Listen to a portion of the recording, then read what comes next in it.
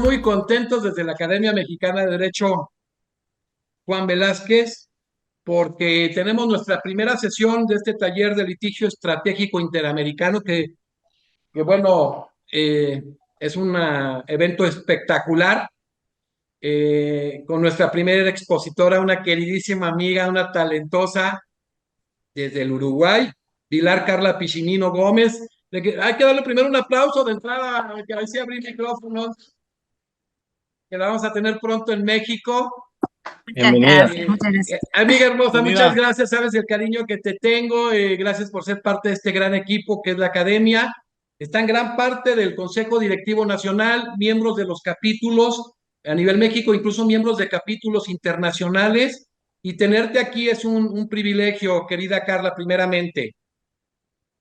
Bueno, muchísimas gracias. El honor es para mí, José Jesús, por la invitación a la academia. Estoy muy feliz de participar. Más de un tema que me encanta, que me interesa muchísimo y que me parece que está bueno acercarlo a todos, a los abogados, a defensores de derechos humanos, a la población en general, ¿no? ¿Qué hablamos cuando hablamos del sistema interamericano de ¡Que me protección estás y cómo adelantando, pensar un litigio Carla! Que estratégico? espérame, Carla, no, espérame, déjame te presento. Te vamos a presentar primero para darte. Me adelanté. Ya estamos emocionados todos y tú estamos muy contentos porque en este tema del derecho de doble fuente, de la tutela judicial efectiva multinivel, es importantísimo tener el tema del control de convencionalidad y hablar de la defensa pública interamericana, este proceso de especialización del acuerdo de entendimiento del 25 de septiembre del 2009, de algunos casos que había habido participación en el caso guatemaltecos y en el caso Fermín Ramírez, Raxaco, contra Guatemala, en el mismo caso Mendoza de Argentina, que una de nuestras expositoras en las conferencias en el Congreso va a estar, pero sobre todo entender esa defensa efectiva con gente como tú que ha participado en el sistema interamericano preparándose y muy capacitada y que ahora estamos forjando operadores desde la academia a esos niveles. Por eso quiero presentar primero, hoy siendo 13 de abril del año 2024 a las 14 horas, damos formalmente inaugurado este taller de litigio estratégico interamericano y en la primera sesión nos privilegia abriendo Pilar Carla Piccinino Gómez del Uruguay, una mujer sumamente preparada en el derecho interno y el derecho internacional de derechos humanos, en todo este proceso de capacitación que se debe generar en la constitucionalización del derecho internacional de derechos humanos y hablar precisamente que, como lo señala en una jurisprudencia de la Corte Interamericana de Derechos Humanos, el caso de la masacre de Santo Domingo contra Colombia, entender básicamente lo importante que es este control complementario, si el control preventivo previo no funciona. Pilar Carla Piccinino Gómez es una defensora pública interamericana muy destacada, que tuvo casos sumamente importantes del 2012 al 2021, litigando en la Corte y en la Comisión Interamericana de Derechos Humanos, defensora pública del Uruguay 2006 a 2021, con una pasantía en la Corte Interamericana de Derechos Humanos, visita profesional al tribunal, seleccionada por la Corte Interamericana y designada por la Corte Suprema del Uruguay a través de la resolución 22 diagonal 2017. Laboró en la Institución Nacional de Derechos Humanos y Defensoría del Pueblo del Uruguay y pasó con comisión en septiembre del 2021 a la fecha. Trabajó en diversos sistemas, que eso es muy importante, entre los que destacan el sistema de protección de niños, niñas y adolescentes, el sistema penal juvenil, el proyecto Madres Privadas de la Libertad que conviven con sus hijos en las cárceles y discapacidad y derechos humanos, y obviamente miembro honorario de nuestra academia, un activo humano muy importante dentro de la cognición jurídica. Mi querida Pilar, Carla, Carlita, está este gran foro con gente de las materialmente 32 entidades federativas de México, Consejo Directivo Nacional, hay vicepresidente, tu servidor como presidente nacional, nuestros vicepresidentes, secretarios nacionales, presidentes de capítulos y todo lo que es la estructura. Seleccionamos sobre 60 personas para hacerlo operativo y gente de algunos otros países que forman parte de la academia que han venido trabajando de la mano con nosotros.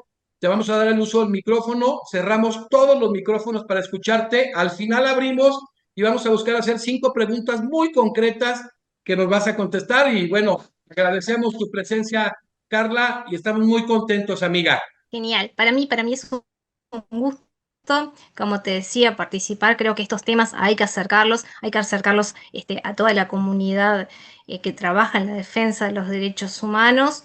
A veces nos parece como muy lejano cuando empezamos a hablar de sistema interamericano, pero bueno, una vez que nos acercamos, lo vemos como mucho más amigable, no es tan complejo litigar, tiene sus retos, pero todo es posible.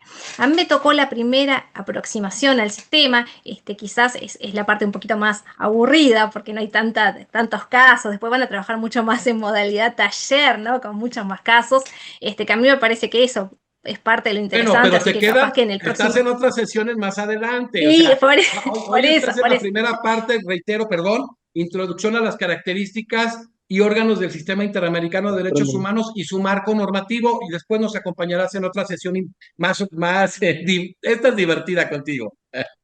Pero bueno, en las próximas seguramente a mí me gusta mucho trabajar con casos y ponerles preguntas para hacerlo más interactivo y para poder conocernos entre todos, ¿no? Para que no sea solamente yo conversando, sino en esta modalidad taller de poder conversar entre todos. Pero me tocó una parte como un poquito más teórica, igual vamos a ir poniéndole distintos sistemas para distintas preguntas, para que ustedes puedan, bueno, ir viendo cómo trabajar el tema. ¿Me escuchan bien? Sí. Sí, te escuchamos bien, Perfecto, te escuchamos bien. Si hay perfecto. algún problema, yo vuelvo a entrar y te aviso, ¿sí? Entonces, cerramos ya cuando Perfecto. termines Bien, tú el tema, abrimos una sesión de preguntas y respuesta con orden, no te preocupes, pero ahí está, todo perfecto. perfecto. Muy bien. Porque a veces me dice que está inestable la internet, así que ustedes me avisan. Bien, cuando arrancamos este tema, lo primero que nos tenemos que preguntar es, ¿qué es un sistema? ¿Qué es el Sistema Interamericano de Protección de Derechos Humanos? Y la respuesta es que es un mecanismo regional encargado de promover y proteger los derechos humanos en América. Existen varios, tenemos el sistema de protección americano, hay un sistema de protección europeo, un sistema de protección africana. Con base en la soberanía y en el marco de los estados de la organización de la OEA, los estados americanos adoptaron un conjunto de instrumentos que se han convertido en esa base del sistema. Y además tenemos dos órganos que están destinados a velar por la observancia de los instrumentos ratificados por los estados y por el cumplimiento, el respeto de los derechos y las libertades de todos los habitantes de nuestros países. Cuando uno piensa entonces en el sistema, piensa en un marco normativo, ¿no? Instrumentos del sistema y además en los órganos del instrumento. ¿Qué instrumentos tiene el sistema interamericano? Bueno, la base, la piedra fundamental la encontramos en la Declaración Americana sobre Derechos y Deberes del Hombre. Esa es como la piedra fundamental, ¿no? Si bien era una declaración, es como la base, ahí es como que arrancó todo.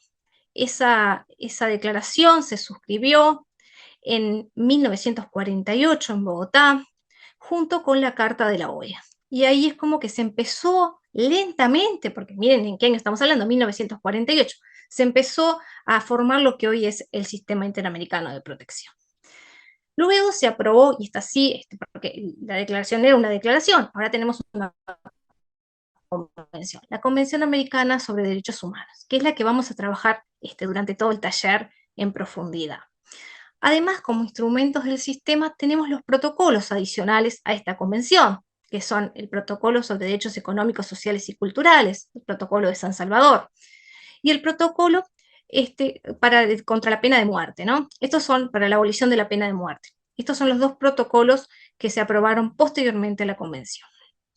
Dentro de los instrumentos del sistema también tenemos la Convención Interamericana para prevenir y sancionar la tortura, la Convención Interamericana sobre desaparición forzada de personas, la Convención Interamericana para prevenir, sancionar y erradicar la violencia contra la mujer, la Convención de Belén do Pará, la Convención Interamericana para la eliminación de todas las formas de discriminación contra las personas con discapacidad, la Convención Interamericana contra el racismo, la discriminación racial y las formas conexas de intolerancia, y la Convención Interamericana sobre la protección de los derechos de las personas mayores. Todos estos elementos constituyen los instrumentos normativos del sistema. Ahora bien, dijimos que además de los instrumentos tenemos dos órganos del sistema: la Corte y la Convención, la Corte y la Comisión Interamericana. Vamos a ir a uno de estos instrumentos del sistema, la Convención Americana. La Convención Americana también se conoce como Pacto de San José de Costa Rica. Es un tratado internacional que prevé derechos y libertades que tienen que ser respetados por los Estados partes.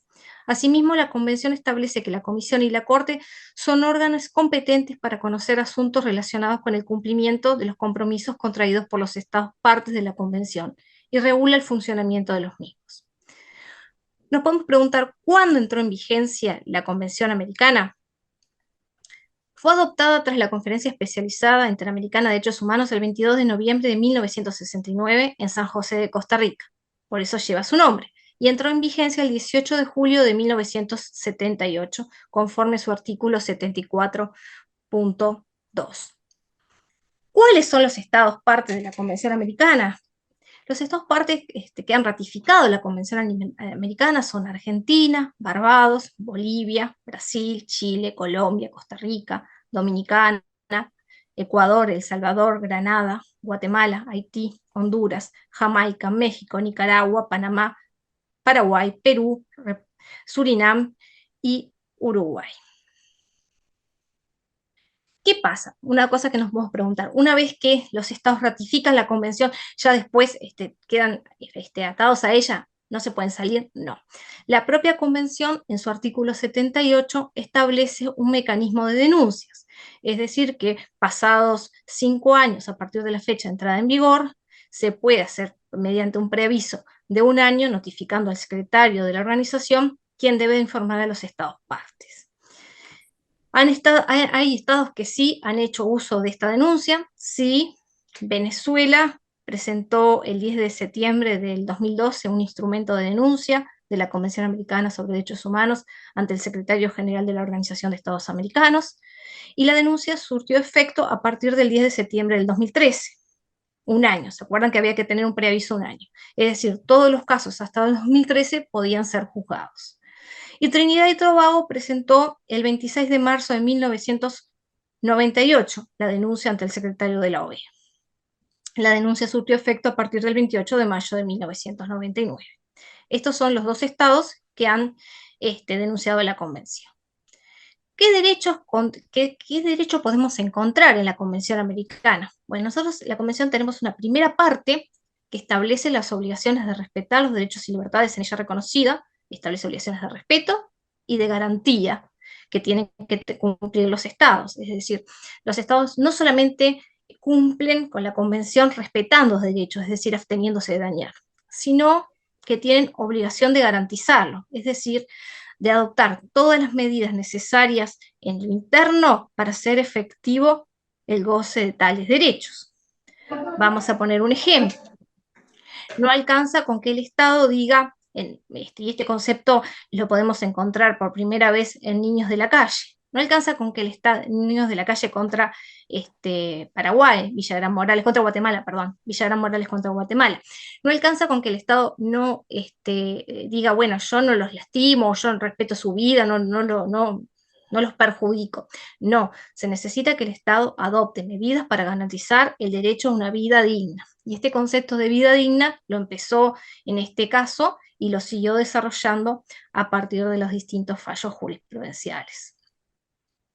En la segunda parte de la Convención, nosotros encontramos un conjunto de derechos y libertades, como el derecho al reconocimiento de la personalidad jurídica, el derecho a la vida, a la integridad personal, la prohibición de la esclavitud y servidumbre, el derecho a la libertad personal, el principio de legalidad y retroactividad, derecho a la indemnización, a la protección de la honra y a la dignidad, la libertad de conciencia y de religión, libertad de pensamiento y expresión, derecho de rectificación de respuesta, derecho de reunión, libertad de asociación, protección de la familia, derecho al nombre, derechos del niño, derecho a la nacionalidad, derecho a la propiedad privada, derecho a la circulación y residencia, derechos políticos, igualdad ante la ley, protección judicial y desarrollo progresivo de los derechos económicos, sociales y culturales.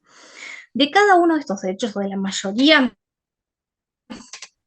la Corte ha hecho cuadernillos de jurisprudencia donde desarrolla los estándares para cada uno de estos derechos. Yo siempre les sugiero que en la medida que uno se quiere aproximar al sistema y también para la defensa de nuestros casos, recurrir a esos cuadernillos. Estos cuadernillos son de fácil acceso, están todos en la web de la Corte y reúnen toda la jurisprudencia que existe sobre esos derechos. Por ejemplo, si tenemos un caso estamos estudiando un caso de libertad, vamos al cuadernillo y vemos qué es lo que le exige el Estado, qué es lo que exige la Corte a cada uno de los estados para el cumplimiento del estándar que fija. A veces el artículo es pequeñito y sin embargo el estándar que establece la Corte es mucho más desarrollado. Y ahí está lo que decía José de Jesús, el control de convencionalidad. El control de convencionalidad obliga a todos los estados no solamente a ver sus normas y sus prácticas en función de lo que dice la letra de la convención, sino también de lo que ha dicho la Corte en las sentencias y en las opiniones consultivas. Por lo tanto, estos cuadernillos, analizar las sentencias de la Corte, son un insumo maravilloso a la hora de nuestros trabajos, ya sea como abogados en una defensa, también como jueces o como fiscales. Creo que poder argumentar estandarizando los criterios de la Corte es un plus. Para mostrarles cómo ha cambiado, cómo es importante tener en cuenta los estándares, qué dice la Corte en determinados casos y cómo ha evolucionado y cómo eso puede ser útil en nuestros trabajos, porque la idea es un poco mostrar y también pensando en un litigio estratégico, ¿no? Uno si piensa, por ejemplo, en el artículo 26 de la Convención Americana, es un artículo pequeño que habla de desarrollo progresivo en la medida de los derechos económicos, sociales y culturales de forma progresiva. Sin embargo, si uno empieza y busca la jurisprudencia de la Corte, ve cómo en ese punto ha hecho una evolución maravillosa, ¿no? Al principio no es que la Corte no analizara estos derechos, pero los analizaba, los justicializaba vinculados a la vida, a la integridad personal, a la propiedad. Recién en Acevedo Buendía, en el 2009, la Corte dice, bueno, no, el 26 lo podemos judicializar de manera autónoma, pero no lo hizo. Luego, en el caso González Llull contra Ecuador, donde había una niña portadora de VIH que tenía dificultades para el acceso a la educación, la Corte analiza el derecho a la educación, pero lo hace vinculado, teniendo presente a la interpretación, el artículo 13 del Protocolo de San Salvador. Recuerdan que la Convención tiene dos protocolos adicionales, que son el Protocolo de San Salvador 1 y para la abolición de la pena de muerte otro. Y en este caso analiza los estándares que debe cumplir el Estado de Ecuador, en este caso, con respecto a los niños y niñas que tienen VIH y el acceso a la educación. Y posteriormente, ya un poquito más adelante, en el caso Pobrete Viches contra Chile, la Corte dice, somos competentes no solamente para analizar el artículo 26, si el Estado cumplió o no cumplió con el derecho a la salud, y en este caso decimos que el Estado incumplió porque hay dos tipos de medidas. Unas que pueden ser de desarrollo progresivo y otras que son de desarrollo de cumplimiento inmediato. Si una persona, por ejemplo, en este caso un señor mayor, con edad, que necesita una cama STI, la necesita en este momento. Si el Estado no cumple en este momento, entonces está incumpliendo con la convención.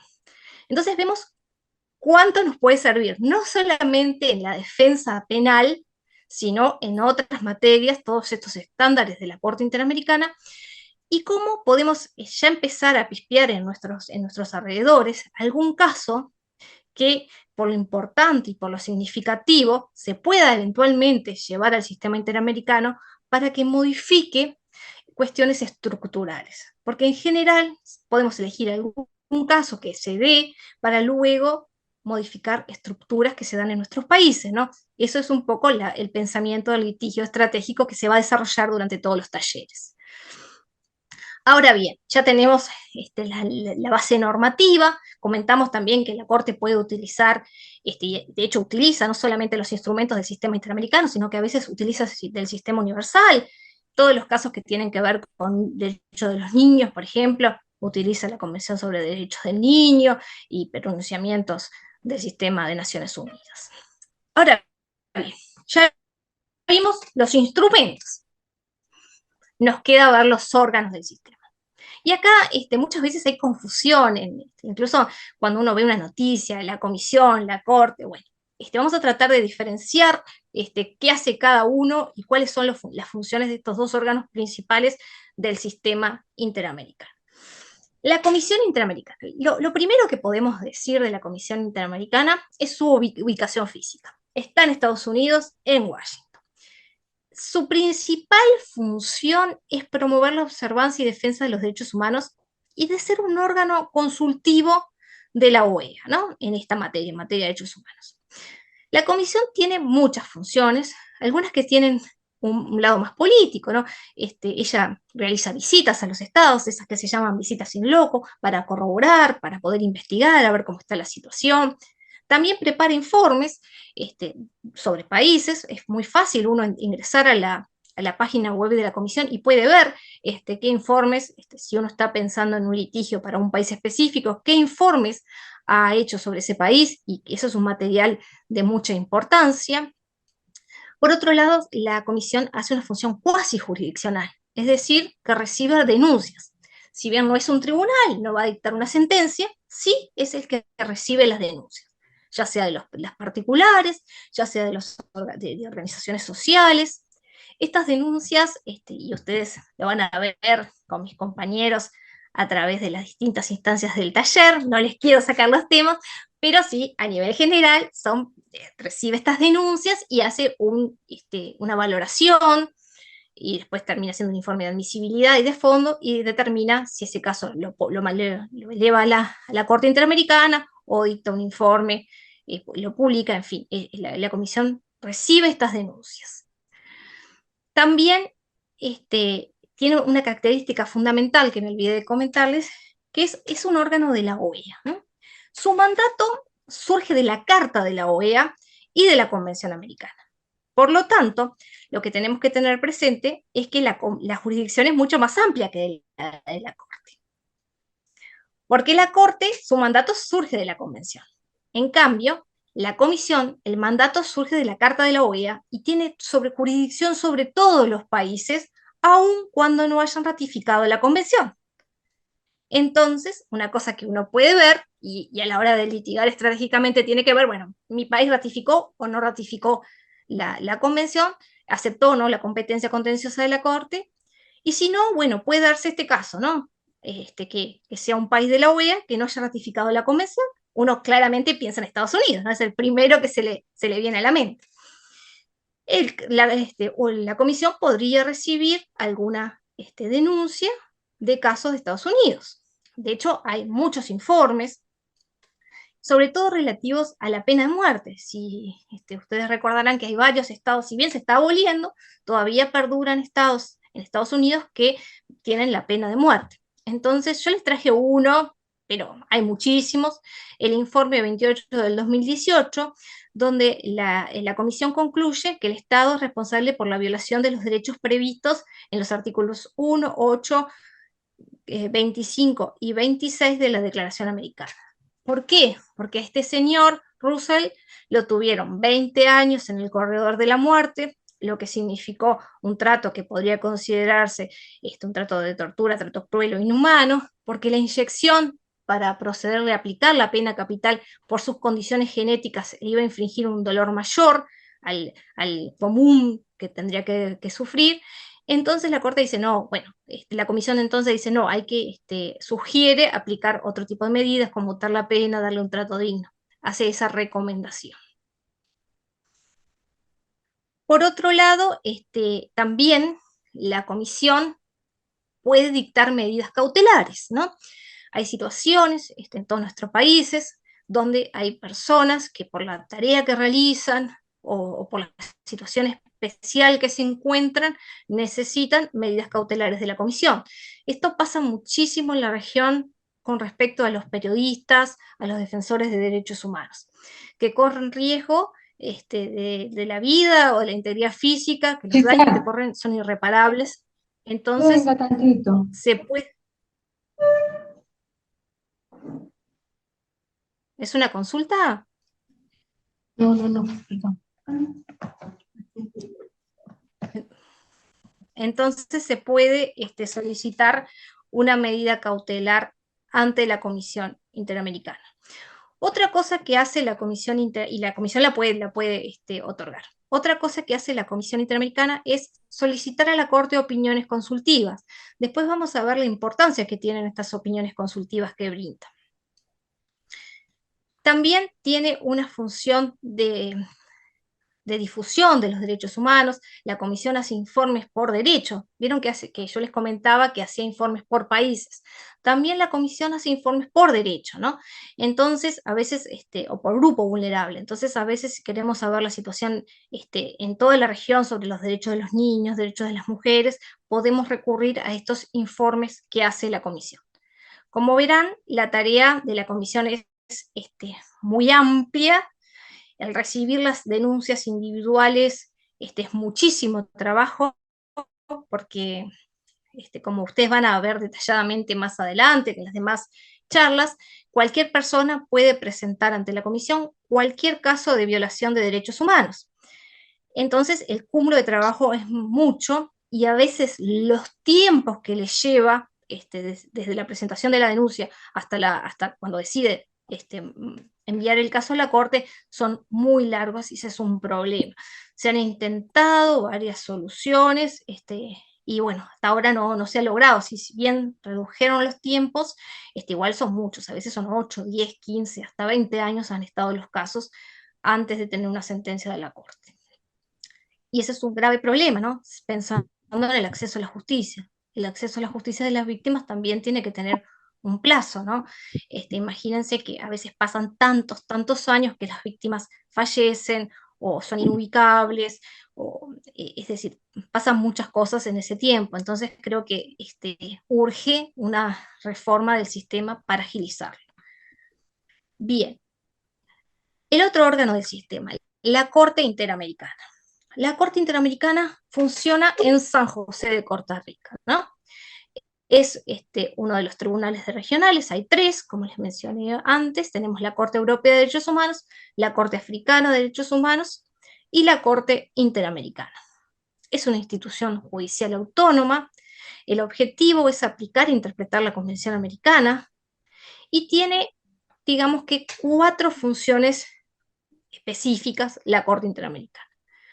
Está compuesto, la Corte tiene su reglamento, su estatuto, que lo vamos a ver. Está compuesto por 7 jueces, que son miembros de países miembros de la OEA, que son elegidos por sus condiciones personales, por sus altas calificaciones para llevar adelante este tribunal internacional. La regulación está en el 52 de la Convención. En este momento tenemos al juez mexicano, un juez uruguayo, o sea que tenemos los 2 estados representados. Cierran sus micrófonos, ayúdenme, ya habíamos acordado, cierren los micrófonos, por favor. Gracias, perdón, Carla, a veces se salen cositas, pero adelante. Sí, yo a veces no sé si son consultas o es que alguien está hablando, pero sigo. Si después, en todo caso, si tienen alguna consulta, me la hacen. Bien. Ajá. Los estados, al ratificar la convención, pueden aceptar la competencia de la Corte Interamericana o lo pueden hacer después. La mayoría de los estados han aceptado la competencia de la Corte Interamericana. Tenemos Argentina, Barbados, Bolivia, Brasil, Chile, Colombia, Costa Rica, Ecuador, El Salvador, Guatemala, Haití, Honduras, México, Nicaragua, Panamá, Paraguay, Perú, República Dominicana, Surinam y Uruguay. Todos estos países han aceptado la competencia de la Corte Interamericana. Ahora bien, vamos a analizar las funciones. Dijimos que las funciones eran 4. La principal función que tiene la Corte, como todo tribunal, es juzgar la conducta del Estado, determinar si existe o no responsabilidad internacional, ¿no? Cuando ya se presenta la denuncia, lo que quieren las personas es, bueno, que se determine la responsabilidad del Estado. Esa es como la primera función, está regulada en la Convención Americana, en el artículo 62.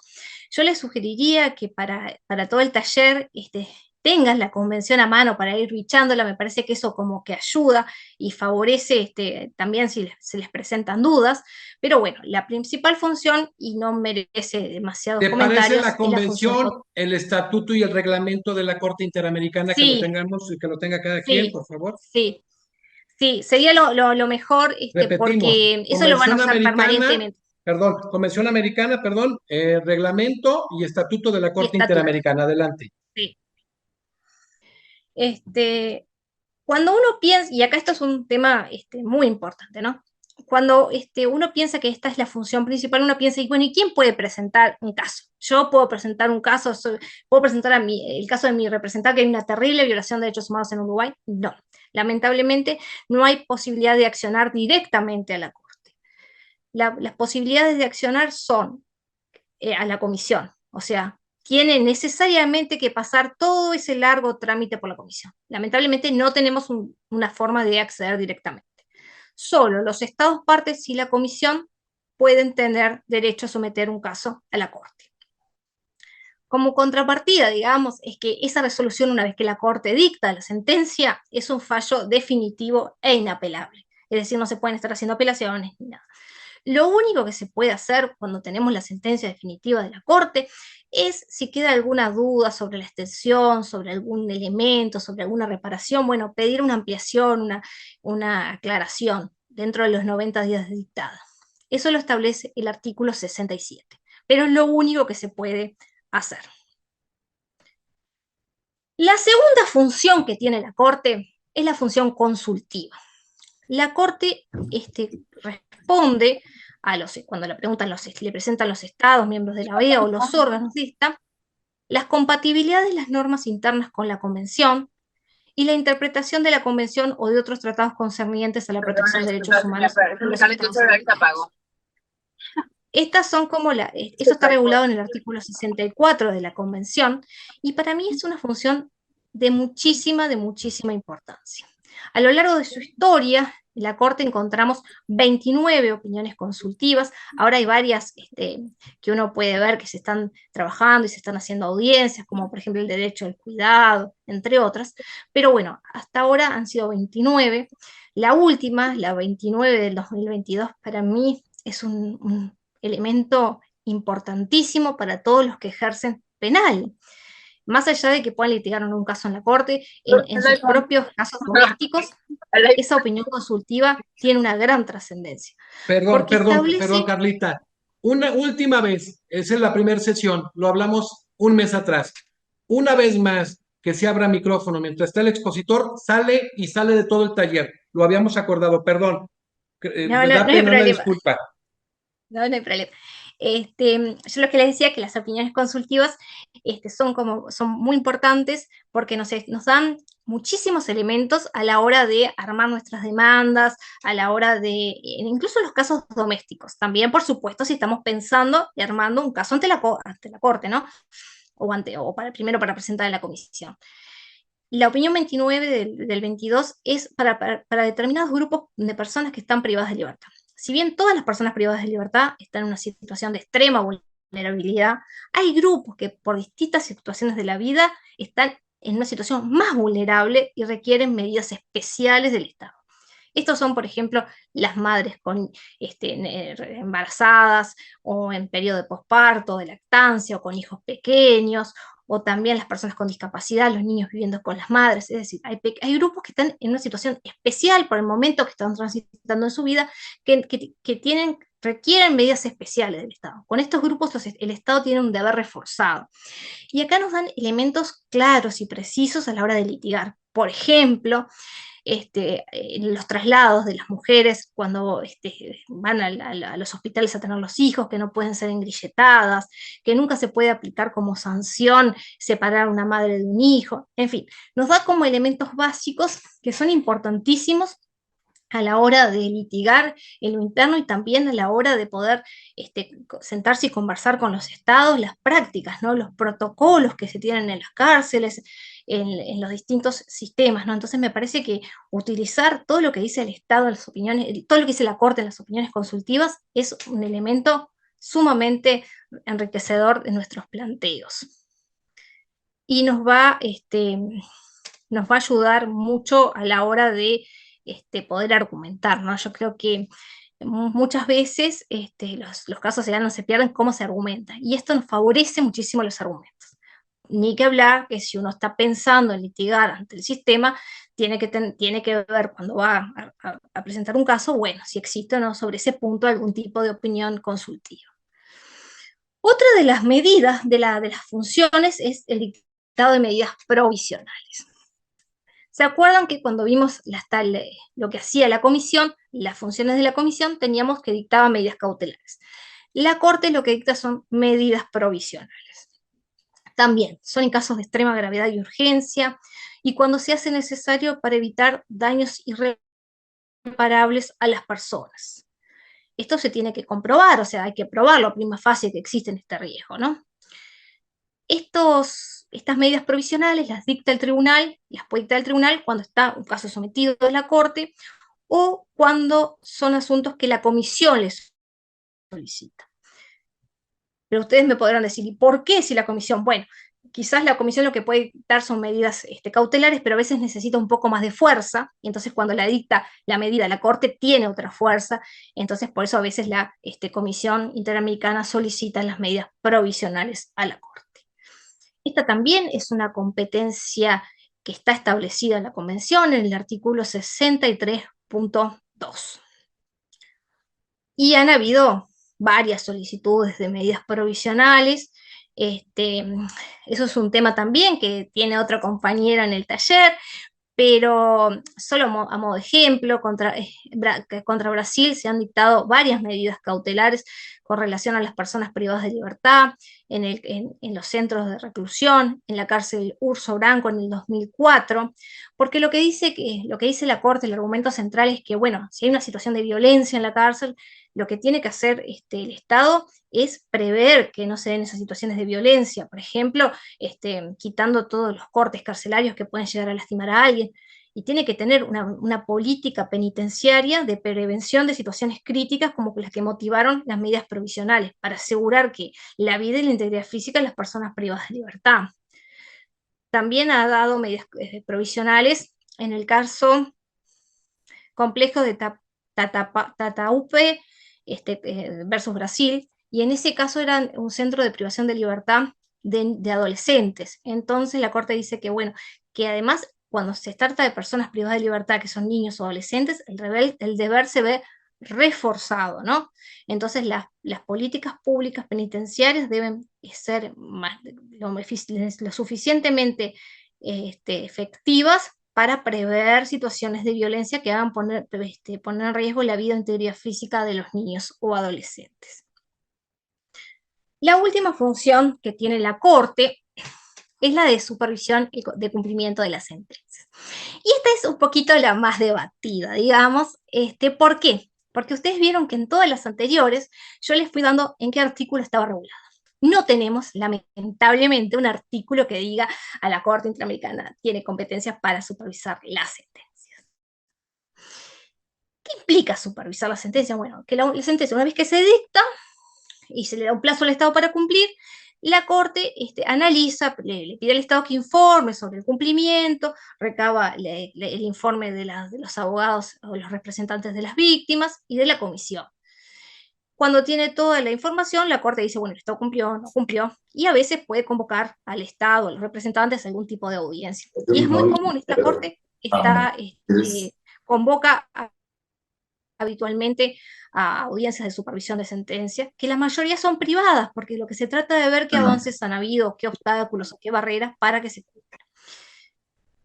Yo cuando escuchaba la presentación había gente de Panamá. Bueno, cuestionó, en el caso Baena, Ricardo y otros, cuestionó precisamente esto. Le dice a la Corte que, bueno, la Corte no tiene competencia para supervisar las sentencias, porque en realidad eso no surge del texto de la Convención, que la Corte culmina con el dictado de la sentencia y que eso es una actividad extrajudicial. Y la Corte lo que dice es lo siguiente, el argumento que da dice, es verdad, hay una laguna, no hay un sistema previsto, el sistema europeo tiene un sistema previsto de quién es el que analiza el cumplimiento o no de las sentencias. En el sistema interamericano no existe, y si la Corte tiene competencias, según el 65 de la Convención, para en su informe anual determinar qué estados han incumplido, necesita tener algún sistema que le permita analizar si hay cumplido o no, si no, no lo podría hacer. Entonces entiende que esa etapa de supervisión de cumplimiento es ajustada a derecho y además es necesaria, porque si no, digamos, las sentencias quedarían al arbitrio de los estados, ¿no? Sin nadie controlar si se cumplió o no se cumplió, qué se cumplió y qué no se cumplió, sería una garantía ilusoria y no se garantizaría efectivamente el acceso a la justicia. Por ende, hay un artículo, en el artículo 69 del reglamento, el reglamento de la Corte, donde ella analiza todos los pasos que se van a dar en esta etapa de supervisión de cumplimiento. Entonces, es lo que un poco yo les adelantaba. Va a pedirle a los estados los informes, también va a pedirle a las víctimas que hagan sus observaciones, a la comisión. A veces la Corte en esta etapa de supervisión requiere de otros organismos algún tipo de información que considera relevante y lo puede solicitar. También puede hacer estas audiencias que dijimos de supervisión. Muchas veces, a veces hay trabas, hay cuestiones que no quedan claras, y bueno, estas audiencias sirven como para destrabar y para que se vayan cumpliendo todas las medidas. Y una vez que el tribunal cuente con todo, con toda la información, determina si el Estado cumplió o no. La verdad que hoy por hoy es una oficina, la Corte tiene una oficina específica dedicada a la supervisión de cumplimientos de las sentencias, y es una oficina que está llenita de casos. A diciembre, que es la fecha que yo tengo los datos, la Corte a diciembre de 2023 había emitido 343 sentencias, de las cuales solo 15, de 52 casos, o sea, el 15% está archivado. Así que el 85% de los casos están en etapa de supervisión. Imagínense el número, casi 300 sentencias en etapa de supervisión. Desde estados que no han cumplido nada a estados que han cumplido 1, 2, 3 medidas. Porque cuando analicemos reparaciones, vamos a ver que a veces son muy complejas, que tienen muchos puntos, entonces hay que analizar punto por punto para ver si se cumple o no se cumple y cómo se cumple. Esta oficina realmente tiene un gran trabajo. Por lo tanto, podemos concluir que si bien no es una competencia convencional expresamente establecida, es necesaria para garantizar el acceso a la justicia. No tendría ningún sentido que una persona pasara todos estos años en el sistema interamericano de protección y tuviera una sentencia que nadie controlara si se cumple o no se cumple, pero también nos llama a la reflexión, ¿no? Y tendríamos que ver qué mecanismos se podrían implementar para el cumplimiento más efectivo de las sentencias y para ver qué pasa con los estados que no cumplen. Porque hasta ahora se comunica a la Asamblea General, pero no hay mayor sanción para los estados incumplidores, ¿no? Esto, como siempre, son los propios estados que en base a su soberanía se obligan, aceptan la competencia de la Corte y bueno, ver cómo lograr que además cumplan con sus sentencias es un gran desafío del sistema, pero hace a la legitimación del sistema también. Otro de los temas que yo quería en esta primera aproximación, esperando no aburrirlos, porque esta como es la parte más pesada del taller, ¿no? La aproximación a todos los órganos, a todas las normas. Después con casos prácticos es como mucho más fácil de entender todos los conceptos. Los reglamentos de la Corte son muy importantes, ¿no? Entonces es necesario que cuando ustedes estén pensando en litigar ante el sistema, tengan los reglamentos, ¿no? Ahí se fijan todos los pasos que hay que dar, hay cuestiones de detalle que son realmente trascendentes. En su historia, la Corte ha tenido 5 reglamentos. El primero, imagínense que en la década de los 80, cuando en realidad se reconocía las únicas 2 partes en el proceso, que eran la Comisión y el Estado.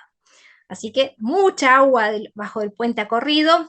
Para el 2009, que es el último reglamento, que es el que está vigente, ahí está clarísimo que las partes en el proceso son el Estado y las víctimas o presuntas víctimas con su representante, que el litigio se traba entre ellos, que la comisión es un tercero, defiende el orden público interamericano. Por eso la comisión, cuando manda un caso, no hace una demanda, sino que hace un informe en virtud del artículo 50 de la Convención Americana, y por lo tanto la comisión no puede ofrecer testigos, no puede ofrecer pruebas, salvo peritos en algunos casos especiales donde entienda que el orden público interamericano está en juego.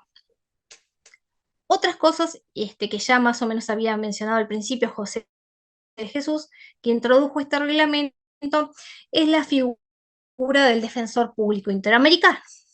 ¿Qué hablamos cuando hablamos de defensor público interamericano? Bueno, se vio que con este nuevo sistema, donde las partes eran el Estado y las víctimas o presuntas víctimas con sus representantes, llegaban casos a la Corte que no tenían abogado. Y si bien había muchas organizaciones no gubernamentales que trabajan en el sistema, tenían sus propias agendas, sus propios límites, ¿no? y sus propios casos. Entonces había un conjunto de personas que iban a llegar al sistema y no iban a tener acceso a una defensa efectiva. Por lo tanto, se hizo este acuerdo entre la AIDEF, la Asociación de Defensores Públicos de América, y la Corte Interamericana, y entonces cuando los casos llegan a la Corte y no tienen abogado, se les nombra un defensor público de AIDEF, o un conjunto de defensores públicos según la extensión del caso, que son los que llevan adelante la defensa en la Corte Interamericana. Lo otro que introdujo este reglamento, que es muy importante, es el Fondo de Asistencia Legal, porque a ver cómo se paga todo eso. Si bien todo el proceso, yo no lo dije, pero todo el proceso, ya desde que se presenta la denuncia hasta que sale la sentencia, es absolutamente gratuito, tiene costos. Porque si la audiencia es en Costa Rica o en Panamá y yo vivo en Argentina, tengo que pagar los boletos de avión. Los testigos que citan, hay que pagarles los boletos de avión, hay que pagar el hotel. Si me piden declaraciones por affidavit o por lo escribano, como se llame en cada país, o por notario, eso también tiene un costo. Entonces, con este fondo de asistencia legal, lo que se cubren es esos gastos, para evitar que las personas que carecen de recursos puedan acceder, que el tema económico no sea una barrera de acceso al sistema. Entonces, siempre que se litiga por defensor interamericano, se cubre con el Fondo de Asistencia Legal. Cuando se litiga con abogado particular de las personas, si necesitan, tienen que hacer la solicitud y cumplir con los requisitos, y eventualmente podrían también acceder a este fondo. Así que es importante que tengan en cuenta que existe, porque, bueno, es necesario, hay momentos para presentar, hay que mantener toda la documentación de los gastos, las boletas, en fin, para después que se les devuelva el dinero. Así que es un tema que los que piensen en litigar en el sistema tengan presente eso. Bien, para finalizar y esperando las preguntas, los comentarios o las experiencias, capaz que algunos ya han tenido más que experiencias, experiencias, está por bueno. los tiempos, perdón que cierres, preguntas estoy pidiendo, van a ser Sí. 5 preguntas y estoy viendo quién las va a desarrollar, están pidiéndome por los medios que tenemos para la elaboración. Perfecto. Para finalizar, yo lo que le quería plantear los retos del sistema, ¿no? A mí me parece que tenemos mucho potencial. Yo creo que las sentencias de la Corte Interamericana, los estándares que fijas son muy importantes para nuestra región, en la protección y la promoción de los derechos humanos, sobre todo de los grupos más vulnerables, pero el sistema demora mucho. Un caso entre que se presenta en la comisión y tenemos una sentencia o el Estado cumple, pasan muchísimos años, y eso es un tema que hay que empezar a debatir, o hay que seguir debatiendo, buscando la manera de que se optimicen los tiempos. El segundo tema es, que ya se los mencionaba un poco, se los adelanté, es qué hacer con los incumplimientos del Estado, ¿no? Si uno de verdad quiere garantizar el acceso a la justicia de las víctimas, ustedes se pueden imaginar lo que implica ingresar al sistema, pasar por todos estos años, el estrés de un juicio internacional, el ir, el declarar, el estar, el tener la sentencia y luego que no se cumpla, ¿no? Para las víctimas es muy frustrante. Quizás el estándar beneficia a muchísimas personas en el sistema, ¿no? Porque lo usamos para nuestras defensas cotidianas, para los casos domésticos, pero para las víctimas que atravesaron todo el sistema, muchas veces es muy frustrante. Uno cuando conversa con ellas ve, siente la situación en que se encuentran y cómo les duele esa falta de cumplimiento de los estados. Entonces yo creo que son retos que hay que seguir elaborando para facilitar los cumplimientos del Estado, ¿no? Quizás con algunas alternativas, en fin, son trabajos para seguir haciendo. Gracias, Carla. Bueno, en ese orden, bueno, esto es el lado humano, es un volumen grande, cerramos un volumen, estoy muy contento. Qué importante cuando hablas del sistema interamericano, ¿no?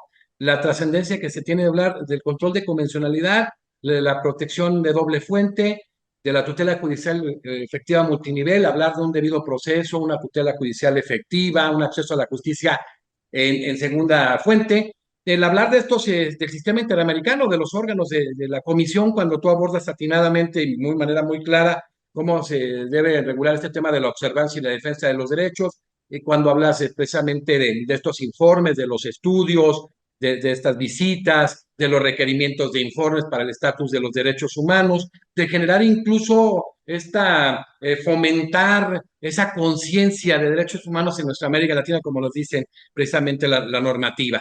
Y luego, cuando hablas precisamente de la Corte Interamericana, en un abordaje muy concreto, muy rápido, pero muy fino, como ese órgano de naturaleza precisamente judicial, esa institución de naturaleza judicial, que tiene esa función de aplicar, de interpretar lo que es la Convención Americana de Derechos Humanos. Abordas las funciones en específico de lo que es 61, 62, 63, en esa función contenciosa jurisdiccional, la opinión, la consultiva en 64, la cuestión preventiva, la supervisión, etcétera. Y la importancia de las sentencias de la Corte Interamericana de Derechos Humanos, que donde eres Estado parte es cosa juzgada, de acuerdo a lo como lo señalaste tú atinadamente al artículo 67 de la Convención, deben ser motivadas, como lo señalaste en el 66, y precisamente son de ese tema de la ejecución de buena fe de acuerdo al 68. La verdad nos abrió muchísimo este campo y nos sigue abriendo y vamos a seguir. Te viene ese módulo que, como todos, eres una persona extraordinaria, el módulo 8. Y en físico te vamos a tener en México, se van a pelear por ver en qué ciudad te van a tener, va a ser una bronca elegir. Yo, lo personal, estoy muy contento de que estés, sabes el cariño que te tengo y lo que valoro tu capacidad y sobre todo como miembro honorario de nuestra academia. Y vienen un poquito las preguntas. Vamos a empezar a preguntar. Por favor, si abre su micrófono. César Alan Orozco Rodarte de Tamaulipas se presenta. Por favor, César, adelante.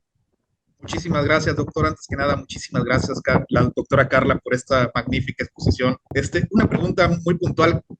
Iba enfocado a otro aspecto, pero durante este tiempo superó la pregunta con su exposición. Pero tengo una duda, tal vez muy boba, pero bueno.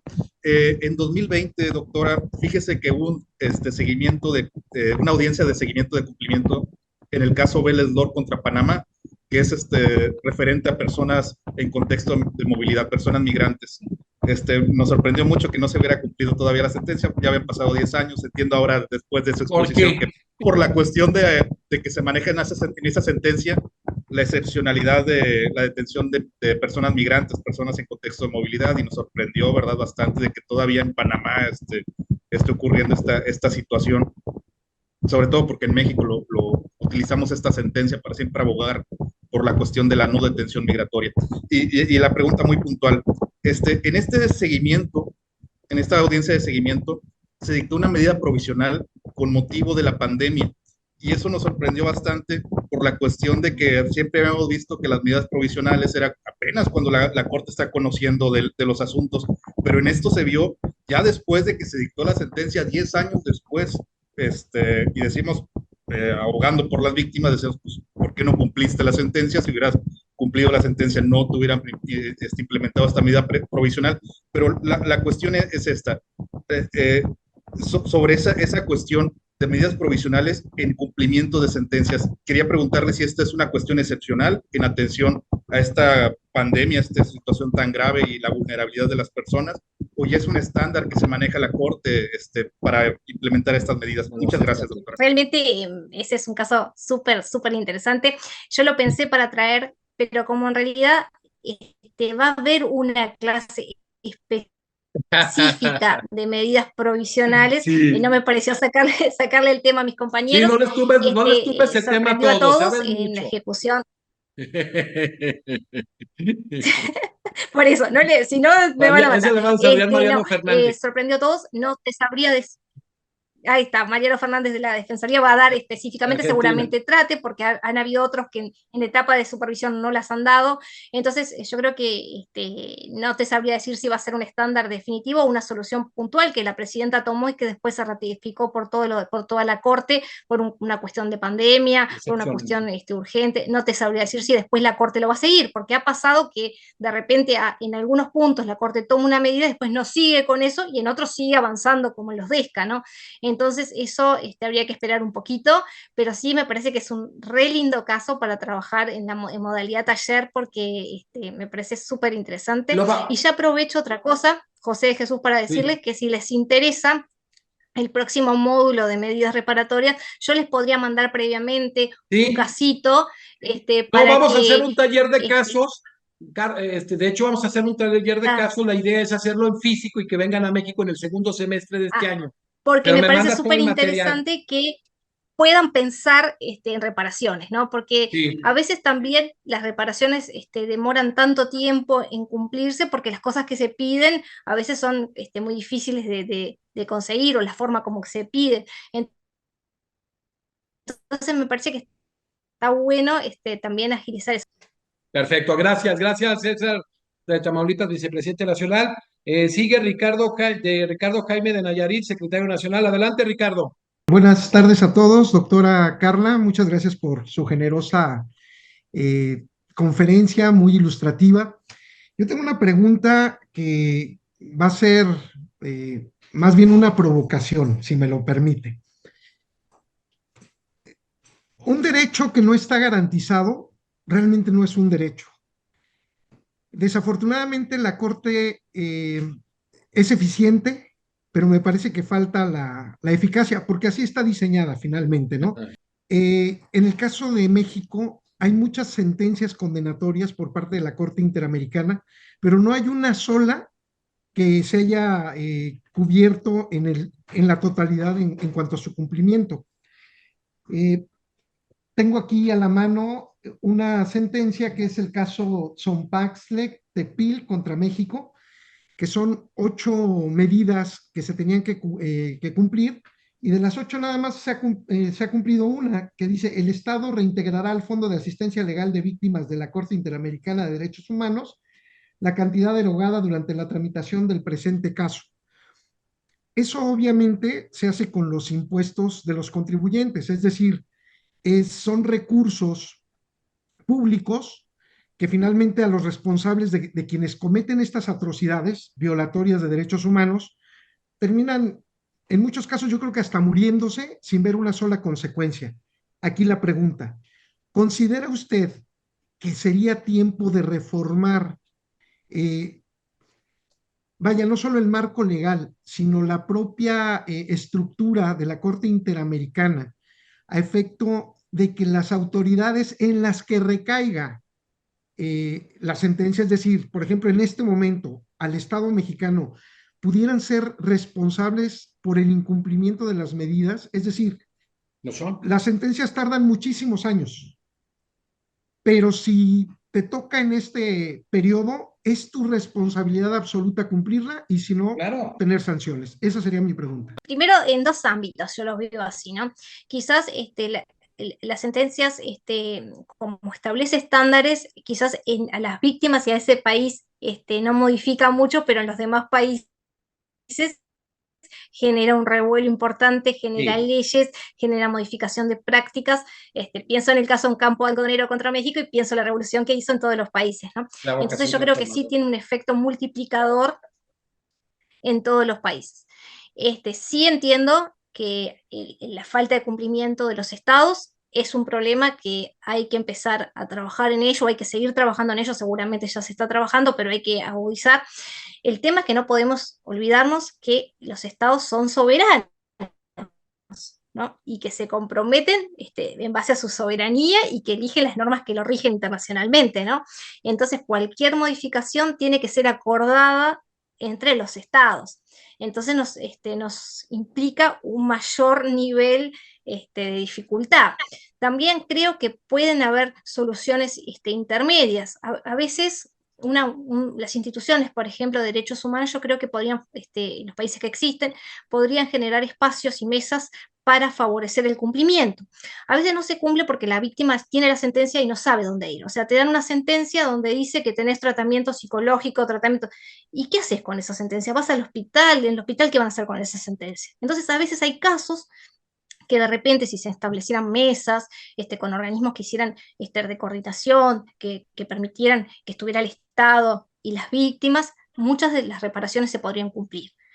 Hay otras que no, que el Estado no las quiere cumplir o no puede porque eso implica reformas constitucionales o reformas legislativas que no llegan. En fin, es muy variada cuando vemos reparaciones. Vamos a ver la cantidad de reparaciones y las diferencias que hay entre unas y otras, y las que son más difíciles de cumplir. Entonces, es un mundo bastante complejo. Sí entiendo que hay que empezar a trabajar en el cumplimiento, porque si 294 casos, el 85% Está ahí. está en etapa de supervisión porque no se cumplió, es un número que si no, se va a desbordar el sistema, ¿no? Entonces creo que sí, también vamos a tener que nosotros como litigantes ante el sistema pensar mucho más las reparaciones, ¿no? ¿Qué pedimos? ¿Cómo pedimos? Porque una cosa que no dije, porque esto era el marco general, pero sí cuando vamos a litigar ante el sistema tenemos que conversar mucho, mucho, mucho, mucho con la víctima, a ver qué esa víctima quiere. Las reparaciones hay un montón, si nosotros agarramos hasta un cuadernillo de reparaciones que podemos ver todas las que hay, repetir, repetir.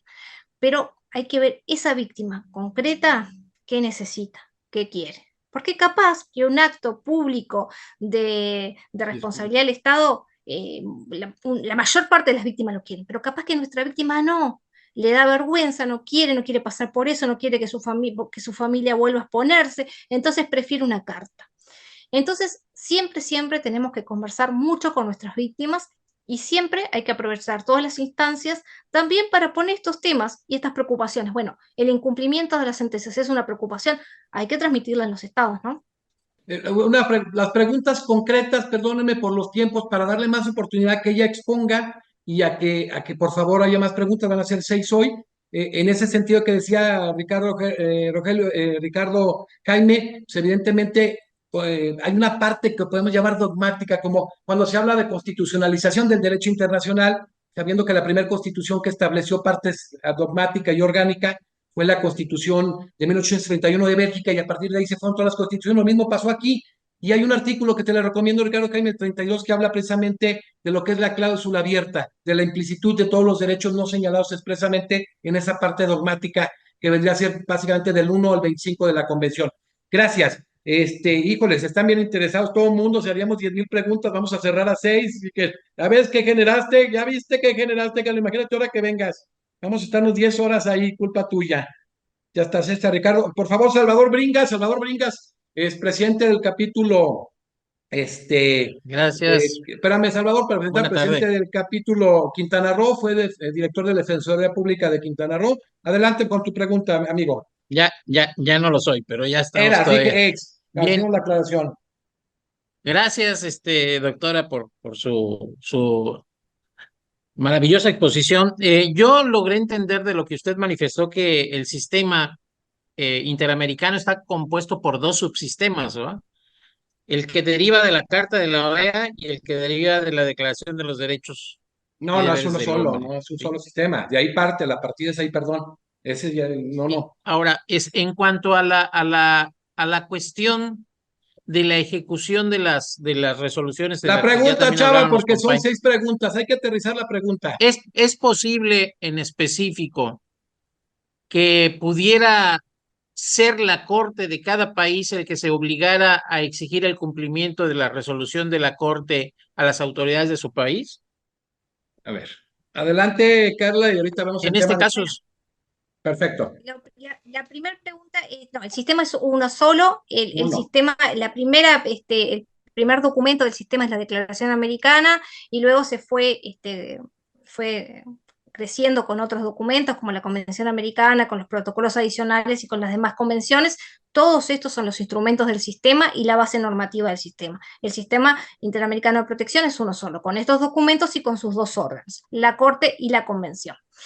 Con respecto al Contralor, cualquier modificación que se haga en la convención sobre quién tiene que hacer el cumplimiento de las sentencias, en fin, tiene que implicar una modificación. Deberían todos los estados acordar nuevamente quién cumpliría con esta tarea.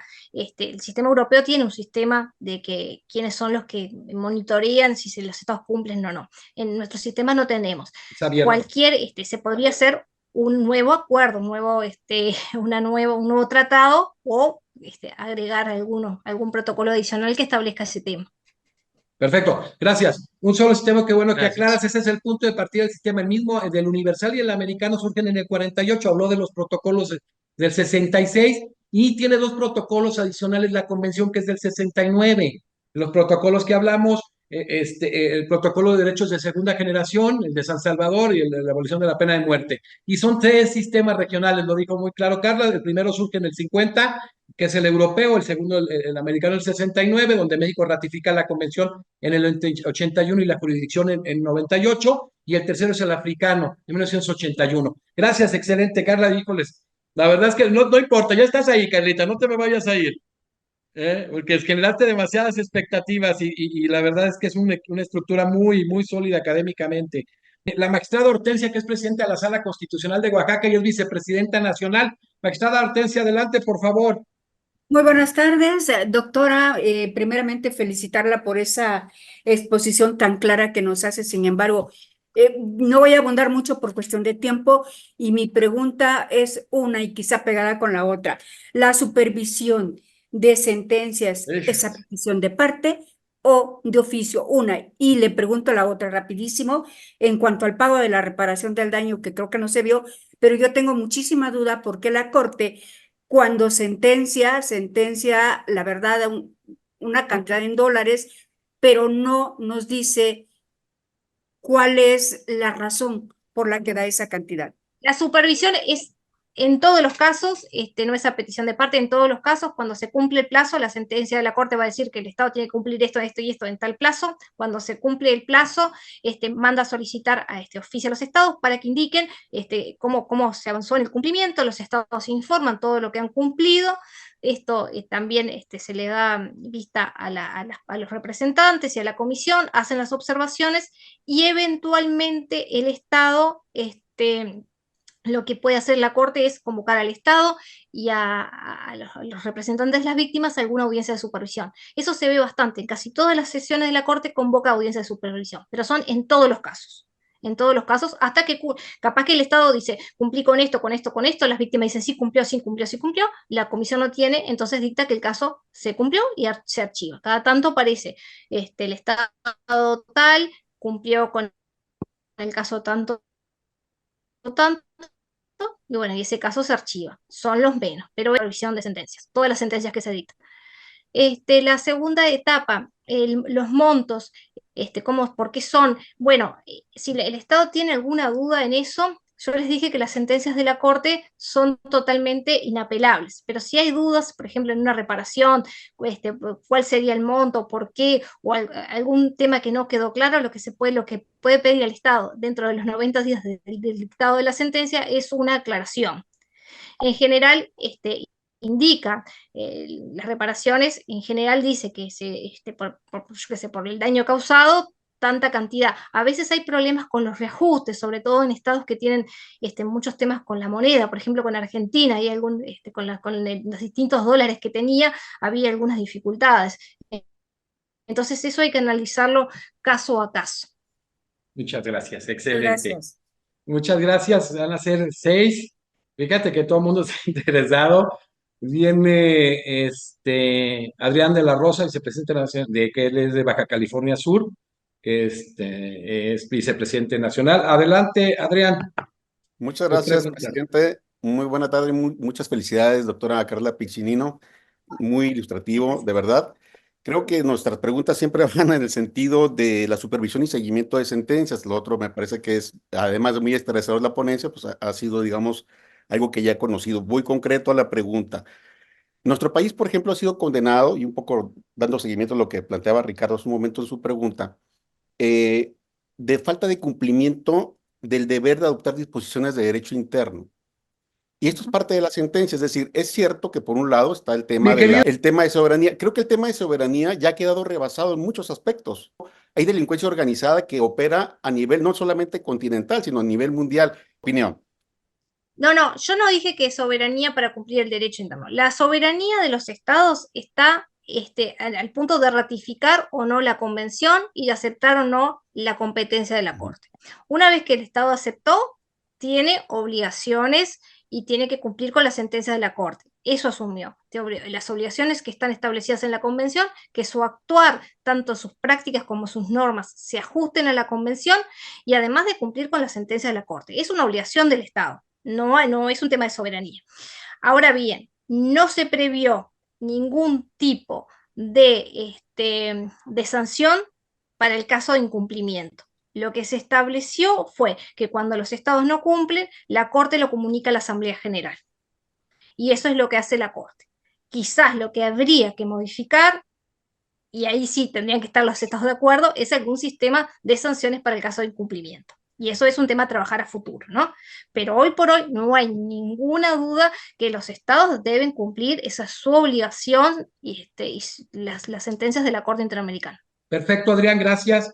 Y José Alberto Peregrina, por favor, pregunta concreta, la última, por los tiempos y gracias a nuestro, se ha quedado. Doctora. Este panel es extraordinario, quiero decirte antes, Carla, porque está gente de la más calificada del país, entonces a veces cuesta mucho trabajo contener tanto talento como el que tienes tú. Adelante, pregunta concreta, mi querido Peregrina. Doctora concreta. Carla, felicidades.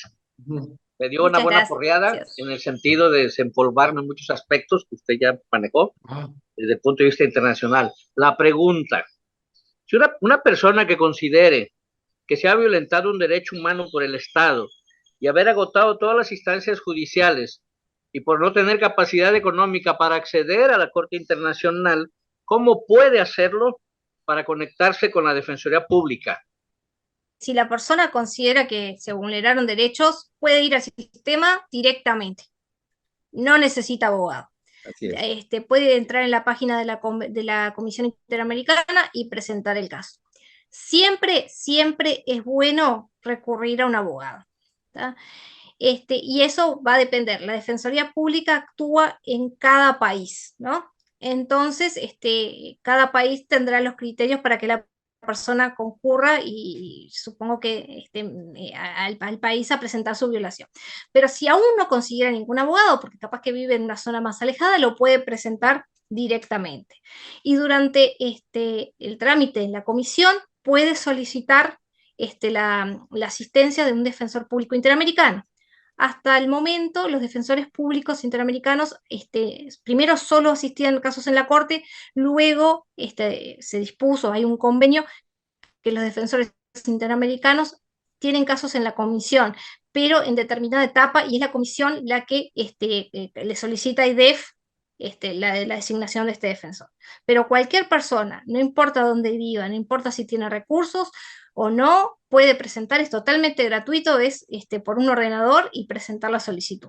La verdad, muy contento. Primero, abordar lo que has generado de inquietud, esta primera sesión en la apertura, luego que, bueno, 7 miembros muy distinguidos de la academia, como es el caso de César Orozco, vicepresidente nacional, Ricardo Jaime, secretario nacional, Salvador Bringa, presidente del capítulo Quintana Roo, la magistrada Hortensia, vicepresidenta nacional, José Alberto Silva, presidente del capítulo Campeche, Adrián de la Rosa, vicepresidente nacional, y José Alberto Peregrina, subsecretario nacional, puedan participar, entre otros muchos que quieren hacerlo. Nos iríamos 25 horas con lo que tienes de talento y lo que has desbordado, pero viene les voy diciendo a los demás, una octava sesión que vas a desarrollar tú y que nos comprometemos a que muy pronto estés en México en un manejo de taller de casos prácticos, ¿sí? Pero qué bueno, como miembro honorario estamos muy agradecidos contigo, eres una persona súper talentosa, eres un miembro honorario sumamente comprometido con la academia.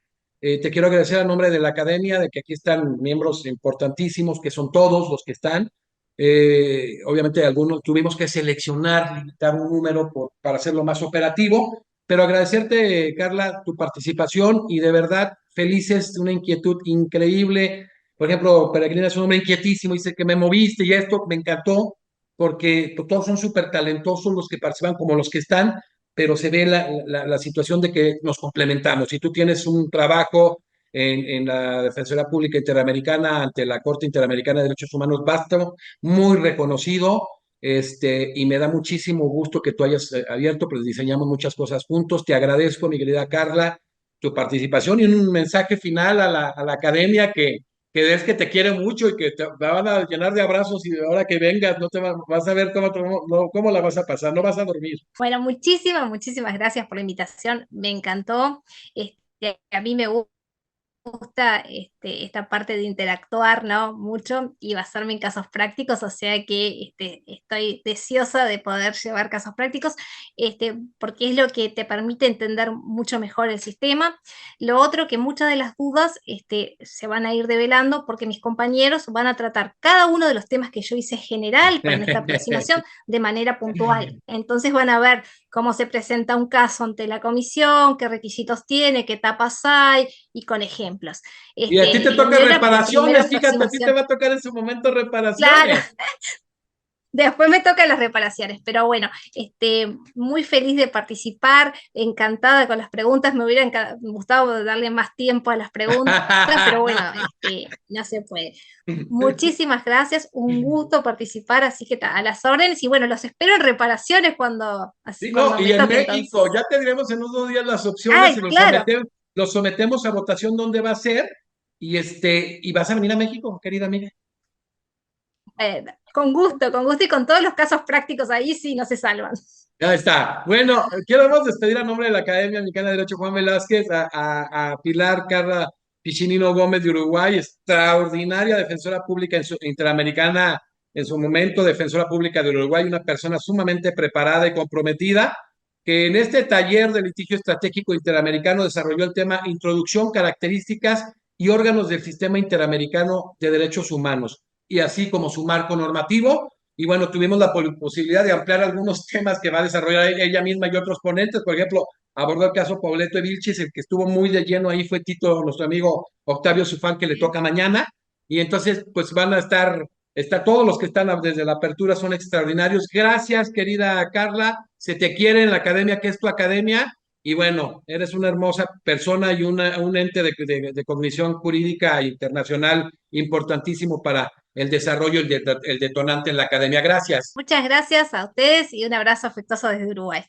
Gracias, abrazos, Carla, se despide con nosotros, seguimos en sesión nosotros y cerramos esto y gracias a todos. Nos esperamos todos ahí. Gracias, Carla.